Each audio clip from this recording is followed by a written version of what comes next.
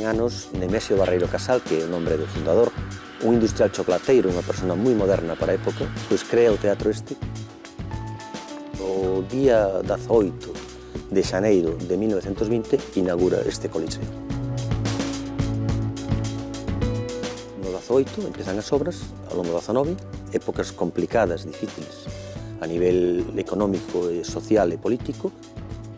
Houve unha negociación previa antes con os amigos, o día 1 de xaneiro, cunha comida aquí neste teatro, e o día 18 de xaneiro inaugurase ao público, a todos os públicos, cunha película intitulada El hombre lobo.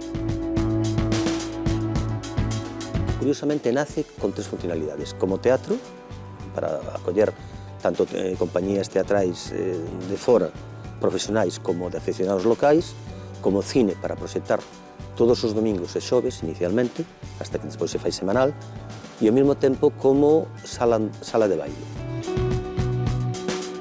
É que este teatro, antigo, ahora non, hasta a finais dos 50, en concreto en 1956-57, aínda se levantaba o chan do teatro, que de madeira, tiñan os gatos mecánicos e poñíase a altura do escenario. Na época dos anos 20, famosos, despois da guerra, unha vez que se sale da gran matanza, da gran mortalidade que houve, pois a xente saliu con as ganas de vivir locas. Entón, os cabarets están totalmente de moda. E o que facía era traer grupos de varietés de Coruña, Santiago, Vigo e demais, incluso de fora de Galicia.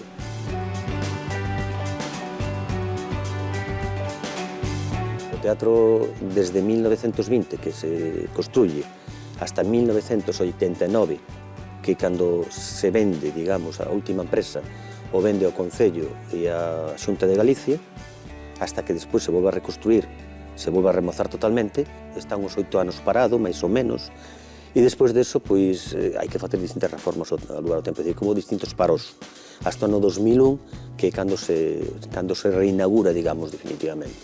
A estrutura é a mesma, digamos, o que é o proscenio, o escenario, o que son as plateas, o que son os anfiteatros, o que é a xeneral, o que pasa que está totalmente cambiado.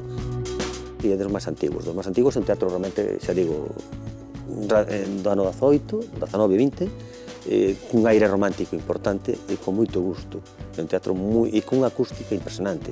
Aquí faz así e escoitase arriba de todo.